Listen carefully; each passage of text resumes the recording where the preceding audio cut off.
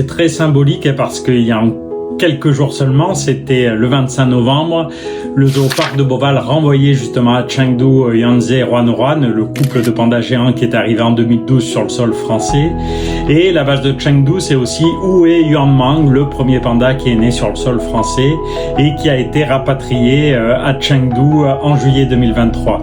Et en plus, Brigitte Macron est la marraine de Yuanmang, donc j'espère qu'elle va pouvoir aller lui rendre visite, elle va pouvoir constater qu'il se porte très bien.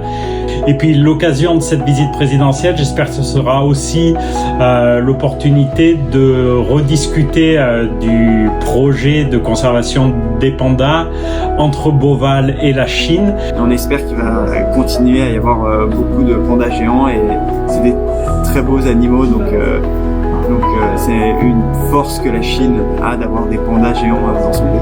L'engouement du public français pour les pandas géants aux eaux de Beauval et au-delà de l'amour que la France porte cet animal prouve que mon pays le considère aussi et surtout comme un symbole de la protection de l'environnement et un véritable ambassadeur de la paix. Armand David, ce naturaliste français du 19e siècle sur qui je suis en train de développer un long métrage, qui avec la population du Sichuan a découvert en premier le caractère exceptionnel du panda.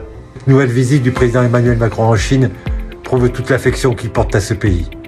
En tant que deux grandes puissances mondiales disposant d'influences internationales importantes, les interactions et la coopération entre la Chine et la France contribuera non seulement à approfondir davantage les relations bilatérales, mais auront également un impact positif sur la paix, la stabilité et le développement prospère du monde.